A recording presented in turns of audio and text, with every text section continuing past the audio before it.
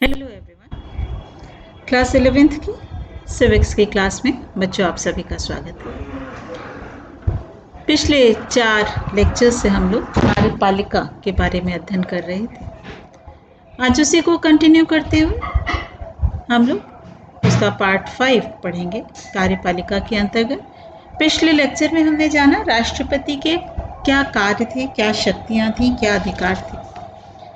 सामान्य अधिकार या सामान्य शक्तियों के बारे में हमने पार्ट 4 में पढ़ा। आज हम पढ़ेंगे भारत के राष्ट्रपति की संकटकालीन या आपातकालीन शक्तियाँ। बच्चों सबसे पहले तो ये जानना आवश्यक है कि संकटकाल या आपातकाल से क्या तात्पर्य है। जब देश में परिस्थितियाँ सामान्य न हो बल्कि युद्ध जैसी या आंतरिक विद्रोह जैसी कोई विशेष घटना घटित होने लगे और ऐसा महसूस होने लगे कि देश में स्थितियां सामान्य नहीं हैं, शांति बहाल नहीं है, तो उसे हम आपातकाल या संकट काल कह सकते हैं। तो ऐसे समय के लिए हमारे संविधान के द्वारा भारत के राष्ट्रपति को कुछ विशेष शक्तियां प्रदान की गई। 3 परिस्थितियां होती हैं जिसको हम संकट काल या आपातकाल कह सकते हैं। पहला, युद्ध या बाह्य आक्रमण हो जाए, यानी किसी दूसरे देश के द्वारा हमारे देश पर आक्रमण हो जाए, या सशस्त्र विद्रोह की स्थिति में, यानी 2 बलों के बीच, 2 गुटों के बीच, 2 जातियों के बीच शस्त्र के साथ सशस्त्र विद्रोह हो जाए, अस्त्रों शस्त्रों से लड़ाई झगड़ा प्रारंभ हो जाए। दूसरा, राज्य में वैधानिक शासन की असफलता होने पर, अगर राज्यपाल को ऐसा लगने लगे कि राज्य में शासन विधान के अनुसार, कानून के अनुसार नहीं चल रहा है, तो वहाँ पर राष्ट्रपति शासन लगाया जा सकता है, तो राज्यों में वैधानिक शासन की असफलता पर। और तीसरा है आर्थिक संकट होने पर, देश में वित्त की कमी आ जाए, धन की कमी आ जाए, पूंजी की कमी आ जाए, आर्थिक समस्या उत्पन्न हो जाए, तो उसे हम आर्थिक संकट कहते हैं। तो अब इन्हीं तीनों के बारे में बच्चों विस्तार से पढ़ेंगे। पहली स्थिति क्या है, कब संकट काल लगाया जा सकता है? युद्ध या बाहरी आक्रमण तथा देश के भीतर सशस्त्र विद्रोह होने पर संकटकालीन घोषणा। संविधान के अनुच्छेद 352(1) के अनुसार यदि राष्ट्रपति को यह विश्वास हो जाए कि देश में युद्ध, बाहरी आक्रमण या सशस्त्र विद्रोह से भारत या उसके किसी भाग की सुरक्षा संकट में है, तो वह संकट काल की घोषणा कर सकता है। पहले भी मैंने बोला कि युद्ध के समय या बाहरी आक्रमण के समय या 2 जातियों, 2 राज्यों के बीच सशस्त्र विद्रोह हो जाए, सशस्त्र अस्त्रों शस्त्रों के साथ विद्रोह हो जाए, तो हमें ऐसा महसूस होता है कि देश की सुरक्षा संकट में है, तो राष्ट्रपति संकट काल की घोषणा कर सकता है। और राष्ट्रपति के द्वारा संकट काल की घोषणा के निर्णय को किसी भी न्यायालय में चुनौती नहीं दी जा सकती है, यानी कोई उसका विरोध नहीं कर सकता है। अगर ये राष्ट्रपति ठीक या उचित समझ रहा है कि उस राज्य में या पूरे देश में राष्ट्रपति शासन की आवश्यकता है, देश में संकट काल की आवश्यकता है, तो वह घोषित कर सकता है। राष्ट्रपति स्वयं भी संकटकालीन घोषणा को 6 माह से पूर्व एक दूसरी घोषणा द्वारा समाप्त कर सकता है। यानी एक बार अगर घोषणा करता है देश में संकट काल के लिए, तो 6 माह तक लागू हो सकता है। लेकिन यदि राष्ट्रपति चाहे या समझे, ठीक समझे कि 6 माह से पूर्व ही परिस्थितियां सामान्य हो गई हैं, तो वो घोषित कर सकता है कि अब संकट काल समाप्त हो गया है, या उसमें कोई संशोधन कर सकता है। भारत में अब तक 3 बार इस प्रकार की आपातकाल की घोषणाएं की जा चुकी हैं। 3 बार कब कब हैं बच्चों? पहला था 26 अक्टूबर 1962 में। ये सबसे पहली बार हुआ था जब इंदिरा गांधी के प्रथम शासनकाल में यह संभव हो पाया था। दूसरा 3 दिसंबर 1971 को, और तीसरा है 25 जून 1975 को आंतरिक अशांति के कारण। ये 3 बार ऐसा भारत में अब तक हो चुका है जब देश में संकट काल लगाया जा चुका है। दूसरे प्रकार का जो राष्ट्रपति के संकटकालीन शक्तियां हैं या अधिकार हैं, राज्यों के संवैधानिक स्थिति के विफल हो जाने से उत्पन्न संकटकालीन अवस्था। संविधान के अनुच्छेद 356, पहला बाह्य आक्रमण अनुच्छेद 352(1) में, और जब संवैधानिक स्थिति विफल हो जाए तो अनुच्छेद 356 में कहा गया है कि यदि राष्ट्रपति किसी राज्य के राज्यपाल के प्रतिवेदन मतलब होता है बच्चों रिपोर्ट, किसी राज्यपाल के द्वारा राष्ट्रपति को ये प्रतिवेदन भेजा जाए, रिपोर्ट भेजा जाए कि वो उस राज्य में परिस्थितियां कानून के अनुसार ठीक प्रकार से नहीं चल रही हैं, या अन्य किसी भी प्रकार से राष्ट्रपति संतुष्ट हो जाए कि ऐसी परिस्थितियां उत्पन्न हो गई हैं कि उस राज्य में संविधान विफल हो गया है, तो राष्ट्रपति संकट काल की घोषणा कर सकता है। यह अवधि 44वें संविधान संशोधन द्वारा 6 माह से बढ़ा करके 3 वर्ष कर दी गई है। यानी 3 वर्ष तक किसी भी राज्य में यदि संवैधानिक तंत्र विफल हो जाता है तो संवैधानिक तंत्र के विफल होने पर 3 वर्ष तक के लिए राष्ट्रपति शासन या संकट काल की घोषणा की जा सकती। तीसरा है वित्तीय या आर्थिक संकट। आर्थिक संकट संविधान के अनुच्छेद 360, पहला था बच्चों 352(1), दूसरा था 356 और तीसरा वित्तीय संकट 360 के अनुसार यदि राष्ट्रपति को यह विश्वास हो जाए कि देश में ऐसी स्थिति उत्पन्न हो गई है कि जिससे राष्ट्र में वित्तीय स्थिरता या साख संकट में है। साख मतलब होता है देश की अपनी एक साख होती है, उस साख पर यदि धब्बा लगने लगे तो वह वित्तीय संकट की घोषणा कर सकता है। अगर देश में वित्तीय संकट उत्पन्न हो जाए तो क्या प्रभाव पड़ सकता है? राज्यों के समस्त कर्मचारियों के वेतन और भत्ते आदि में कमी की जा सकती है, क्योंकि राज्य के पास धन नहीं है, पूंजी नहीं है। तो जब पूंजी नहीं होगी, वित्त नहीं होगा, अर्थ नहीं होगा, अर्थ मतलब होता है धन, तो वित्त या अर्थ नहीं होगा तो लोगों को सैलरी कैसे मिलेगी, लोगों को वेतन या भत्ते कैसे मिलेंगे? तो सबसे पहले कहाँ कटौती होगी? राज्यों के जितने भी कर्मचारी हैं उनके वेतन और भत्ते में कमी की जाएगी। राज्य विधानमंडल द्वारा पारित वित्त विधेयक को राष्ट्रपति की स्वीकृति के लिए सुरक्षित रखा जाता है। राष्ट्रपति संघीय कर्मचारियों के वेतन और भत्ते आदि में भी कमी करने का आदेश दे सकता है, यानी संघ सरकार के अधीन भी जितने कर्मचारी हैं उनके भी वेतनों में कमी हो सकती है। इन कर्मचारियों में उच्चतम न्यायालय और उच्च न्यायालय के न्यायाधीश भी सम्मिलित हैं, यानी सभी के वेतन में कटौती की जा सकती है। राष्ट्रपति को यह भी अधिकार है कि वह संघ और राज्यों के बीच राजस्व वितरण में परिवर्तन कर सकता है। मतलब क्या हुआ बच्चों? बच्चों जैसे टैक्स से, इनकम टैक्स से, आयकर से या किसी भी अन्य टैक्स से जो पैसा इकट्ठा हुआ, वो पैसा कुछ सरकार के पास रहता है, कुछ केंद्र सरकार के पास रहता है और कुछ राज्य सरकारों को दे दिया जाता है। तो वो वितरण एक अनुपात में होता है कि कितना संघ सरकार के पास रहेगा, कितना राज्यों को बांट दिया जाएगा। तो वो जो वितरण है वो राष्ट्रपति अपने आदेश के माध्यम से उसमें कुछ परिवर्तन कर सकता है। संविधान के लागू होने के समय से अभी तक वित्तीय संकट काल के घोषणा करने की आवश्यकता एक बार भी नहीं पड़ी है, यानी देश में अभी तक कभी भी वित्तीय संकट काल नहीं लगा। 44वें संवैधानिक संशोधन से पहले यह एक विवादास्पद प्रश्न था कि राष्ट्रपति की वास्तविक स्थिति क्या है। 44वें संवैधानिक संशोधन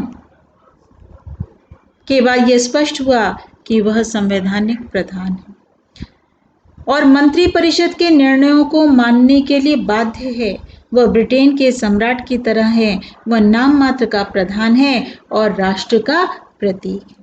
तो 3 स्थितियों में देश का राष्ट्रपति आपातकाल की घोषणा कर सकता है और देश में अब तक 3 बार राष्ट्रीय आपातकाल लगाया जा चुका है।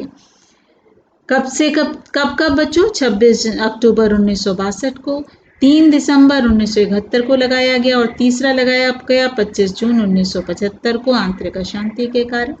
भारत एक लोकतांत्रिक देश है और जनता द्वारा चुने गए प्रतिनिधि सरकार का कार्य कराते हैं। तो जब देश में ऐसी विशेष परिस्थितियां हो जाती हैं तो संकट काल की आवश्यकता पड़ती है और अनुच्छेद 352 से 360 तक आपातकाल के उपबंध किए गए।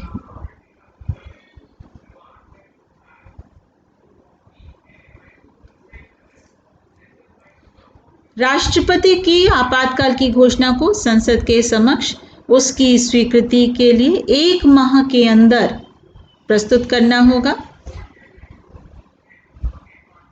प्रथम बार जब आपातकाल की घोषणा की गई थी उस समय डॉक्टर सर्वपल्ली राधाकृष्णन देश के राष्ट्रपति थे।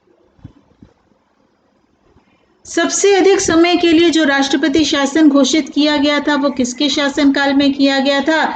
जब इंदिरा गांधी जी प्रथम प्रधानमंत्री हुई थी तब उनके प्रथम शासन के काल में ऐसा हो चुका है। सबसे अधिक समय के लिए घोषणा की गई थी और वित्तीय आपातकाल आज तक नहीं लगा है।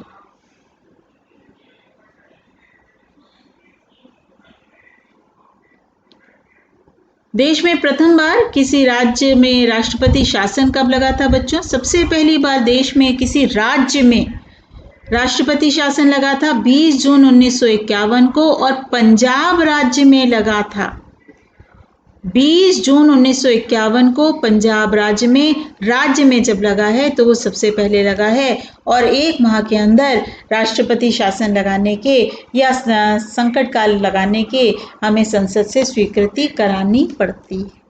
तो राष्ट्रपति की यदि हम वास्तविक स्थिति का अध्ययन करें तो वास्तव में राष्ट्रपति देश का राष्ट्रपति की सारी शक्तियां हमने देख ली हैं, पढ़ ली हैं। तो इससे यह स्पष्ट होता है कि राष्ट्रपति देश का एक संवैधानिक प्रधान है, लेकिन वह मंत्रिपरिषद के निर्णयों को मानने के लिए बाध्य है। वह ब्रिटेन के सम्राट की तरह हैं जो नाम मात्र का प्रधान है और राष्ट्र का प्रतीक माना जाता है। राष्ट्रपति को उसके पद से महाभियोग के द्वारा हटाया जा सकता है, लेकिन महाभियोग संसद के दोनों सदनों से पारित होना चाहिए। राष्ट्रपति का निर्वाचन अप्रत्यक्ष रूप से होता है, जबकि प्रधानमंत्री और मंत्रिपरिषद के सहयोगी जनता द्वारा प्रत्यक्ष रूप से निर्वाचित होकर के आते हैं। अतः संविधान बनाने वालों ने वास्तविक शक्तियां प्रधानमंत्री और मंत्रिपरिषद को दी हैं, लेकिन राष्ट्रपति के हस्ताक्षर के बिना कोई भी विधेयक कानून नहीं बन सकता। इसलिए राष्ट्रपति की स्थिति अपने आप में अत्यंत महत्वपूर्ण है। वह ही देश का प्रथम व्यक्ति होता है। बच्चों, देश में अगर मान लीजिए किसी कारण से राष्ट्रपति का पद रिक्त हो जाए तो उसके स्थान पर एक व्यवस्था की गई है उपराष्ट्रपति के। संविधान के अनुच्छेद 63 के अनुसार भारत में उपराष्ट्रपति के पद की व्यवस्था की गई। यह व्यवस्था इसलिए की गई है कि अनेक ऐसे अवसर आ सकते हैं जबकि राष्ट्रपति कुछ समय के लिए अपना कार्यभार न संभाल पाए, तो ऐसे समय में उपराष्ट्रपति का पद सृजित है और उपराष्ट्रपति देश का कार्यभार ऐसे समय में चला सकता है। वर्तमान में बच्चों भारत के उपराष्ट्रपति कौन है? श्री वेंकैया नायडू जी वर्तमान मतलब होता है आजकल। वेंकैया नायडू जी भारत के उपराष्ट्रपति हैं। और प्रथम उपराष्ट्रपति कौन थे? डॉक्टर सर्वपल्ली राधाकृष्णन देश के प्रथम उपराष्ट्रपति थे। जैसे हमने राष्ट्रपति पद के लिए अर्हताएं पढ़ी थी, ठीक वैसे ही उपराष्ट्रपति पद के लिए अर्हताएं, और बच्चों बिल्कुल सेम है, कहीं कोई अंतर नहीं है। पहला वही होगा, वह भारत का नागरिक हो। दूसरा, वह कम से कम 35 वर्ष की आयु का हो। वह राज्यसभा का सदस्य निर्वाचित होने की योग्यता रखता हो। बस इसी में अंतर है। वहाँ पर जो राष्ट्रपति के लिए है वो कहा जाता है वह संसद का सदस्य बनने की योग्यता रखता हो, और उपराष्ट्रपति के लिए कहा जाएगा वह राज्यसभा का सदस्य निर्वाचित होने की योग्यता रखता है। ऐसा क्यों? क्योंकि देश का उपराष्ट्रपति राज्यसभा का पदेन सभापति होता है, यानी जो भी उपराष्ट्रपति होगा वह राज्यसभा का सभापति होगा। इसलिए उसके अंदर राज्यसभा का सदस्य बनने की अर्हताएं आवश्यक हैं, योग्यताएं आवश्यक हैं, तो वह राज्यसभा का सदस्य निर्वाचित होने की योग्यता रखता हो। क्यों? क्योंकि देश का उपराष्ट्रपति राज्यसभा का पदेन सभापति, यानी उसका सभापति निर्वाचन नहीं किया जाएगा।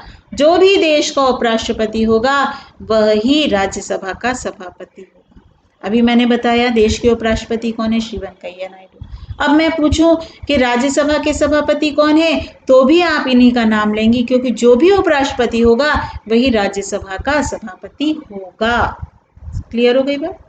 चौथा, वह किसी भी सरकार के अधीन लाभ के पद पर न हो, यानी कहीं से उसे कोई वेतन न मिल रहा हो, अर्थात लाभ के पद पर न हो। उपराष्ट्रपति का निर्वाचन, उपराष्ट्रपति का चुनाव संसद के दोनों सदनों द्वारा एकल संक्रमणीय मत पद्धति से, यानी एक व्यक्ति एक ही मत दे सकता है, गुप्त मतदान द्वारा होता है, यानी बताया नहीं जाएगा कौन सा व्यक्ति किसको मत दे रहा है। पदभार ग्रहण करने से पहले उपराष्ट्रपति को राष्ट्रपति के समक्ष पद पर निष्ठा के साथ कार्य करने की शपथ लेनी पड़ती है।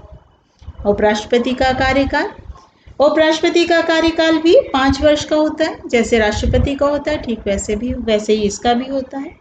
किंतु इसके बाद वह उस समय तक अपने पद पर बना रह सकता है जब तक दूसरा उपराष्ट्रपति चुन करके उस पद को न संभाल ले। यानी ये नहीं है कि आज 5 वर्ष पूरे हुए, आज हमने अपने पद से त्यागपत्र दे दिया, ऐसा नहीं होगा। जब दूसरा उपराष्ट्रपति आएगा तब तक हमें कार्यभार ग्रहण करना पड़ेगा। संविधान में यह भी व्यवस्था की गई है कि उपराष्ट्रपति को 14 दिन की नोटिस देकर के राज्यसभा अपने कुल सदस्यों के बहुमत से उसे पदच्युत करने का प्रस्ताव पारित कर सकती है, किंतु इस प्रकार के प्रस्ताव का अनुमोदन लोकसभा में भी होना आवश्यक है। वेतन और भत्ते, भारत के उपराष्ट्रपति को 4 लाख रुपए मासिक वेतन। जब हमने राष्ट्रपति पढ़ा था बच्चों तो मैंने बताया था राष्ट्रपति को 5 लाख रुपए मासिक वेतन और उपराष्ट्रपति को 4 लाख रुपए मासिक वेतन तथा केंद्रीय मंत्रियों को मिलने वाली अन्य सभी प्रकार की सुविधाएं मिलती हैं, यानी रहना, खाना इत्यादि। सेवानिवृत्ति, उपराष्ट्रपति को पेंशन, कार्यकाल भत्ता और अन्य सुविधाएं भी मिलती। उपराष्ट्रपति के कार्य और शक्ति, अभी मैंने आपको पहले भी बताया, फिर वही बात, सबसे पहला कार्य क्या है? राज्यसभा के अधिवेशनों का सभापतित्व करना है। क्यों करना है? क्योंकि राज्यसभा का सभापति कौन है? उपराष्ट्रपति है। इसलिए उपराष्ट्रपति का पहला और प्रमुख कार्य है राज्यसभा के अधिवेशनों का सभापतित्व करना। संविधान में कहा गया है कि उपराष्ट्रपति राज्यसभा का पदेन सभापति होगा, अतः उपराष्ट्रपति लगभग उन सभी कार्यों का संपादन करता है जिस प्रकार के कार्यों को लोकसभा का अध्यक्ष संपादित करता है। वह राज्यसभा के अधिवेशनों की अध्यक्षता करता है, सदन द्वारा स्वीकृत विधेयकों पर हस्ताक्षर करता है, सदन में अनुशासन बनाए रखना, यानी सब लोग ठीक से बात सुने, कहें, अपने मत को प्रकट करें, अपने विचारों की अभिव्यक्ति करें, किसी भी मुद्दे पर वाद विवाद संभव हो सके, विचार विमर्श हो सके। और जब मतों की गिरने की स्थिति आए कि गणना हो रही है, किसी भी वाद पर पक्ष और विपक्ष में मत हो रहे हैं, मान लीजिए 100 लोग बैठे हैं और वहाँ पर गणना हो रही है और 50 पक्ष में मत पड़े, 50 विपक्ष में, तो अब किसके पक्ष में निर्णय होगा? तो निर्णायक मत किसका होगा? उपराष्ट्रपति। यानी वो जिधर चला जाएगा वहाँ 51 हो जाएंगे। अगर पक्ष में जाता है तो पक्ष जीत जाएगा, विपक्ष में जाता है तो विपक्ष जीत जाएगा। यानी निर्णायक मत देने का अधिकार भी उपराष्ट्रपति को है। उपराष्ट्रपति का एक अन्य कार्य यह है कि यदि किसी कारणवश राष्ट्रपति का पद रिक्त हो जाए तो वह राष्ट्रपति के पद के समस्त कार्य संपादित करता है तथा संविधान के अनुसार उस समय उसे राष्ट्रपति के समस्त अधिकार और शक्तियां प्राप्त हो जाती हैं। उस समय वह राज्यसभा का सभापति नहीं रहेगा। भारत का उपराष्ट्रपति अधिक से अधिक 6 महीने राष्ट्रपति के पद पर कार्य कर सकता है। इस संबंध में संविधान में यह व्यवस्था की गई है कि राष्ट्रपति का पद रिक्त होने पर 6 माह की अवधि के भीतर ही राष्ट्रपति का निर्वाचन होना आवश्यक है। तो ये तो थे बच्चों उपराष्ट्रपति, उपराष्ट्रपति का के लिए अर्हताएं, निर्वाचन, कार्यकाल, वेतन भत्ते, उसकी कार्य और शक्ति। तो राष्ट्रपति और उपराष्ट्रपति कार्यपालिका के अंतर्गत हमने 2 प्रमुख पदों के बारे में अध्ययन किया। नेक्स्ट लेक्चर में हम पढ़ेंगे प्रधानमंत्री और मंत्रिपरिषद। तो आज जितना समझाया बच्चों इससे संबंधित महत्वपूर्ण प्रश्न। कल मैंने दिया था राष्ट्रपति के शक्तियां और अधिकार बताइए। आज राष्ट्रपति के संकटकालीन अधिकार बताइए। तो 3 प्रकार के संकट हैं, तो कौन कौन से अधिकार हैं वो बताएंगे। दूसरा, उपराष्ट्रपति पद के लिए क्या योग्यताएं आवश्यक हैं। तीसरा, उपराष्ट्रपति का कार्यकाल कितना होता है। चौथा, उपराष्ट्रपति अधिकतम कितने माह तक राष्ट्रपति पद का कार्य संभाल सकता है। और लास्ट, भारत के प्रथम और वर्तमान 2 चीज पूछिए, प्रथम उपराष्ट्रपति भी बताएंगे और वर्तमान उपराष्ट्रपति भी बताएंगे, दोनों का नाम बताइए। थैंक यू बच्चों आज के लिए। नेक्स्ट हम लोग पार्ट 6 वीडियो लेक्चर में आपसे मिलेंगे, तब हम लोग प्रधानमंत्री के बारे में अध्ययन करेंगे। ये राष्ट्रपति और उपराष्ट्रपति, प्रधानमंत्री भी खैर उतना ही इंपॉर्टेंट है बच्चों, लेकिन राष्ट्रपति के कार्य शक्तियाँ बहुत इंपॉर्टेंट है। तो इसको जरूर से आप ध्यान से सुनिए, समझिए, ना समझ में आए दोबारा मुझसे पूछिए, लेकिन याद करते रहिए बच्चों। ठीक है, थैंक यू।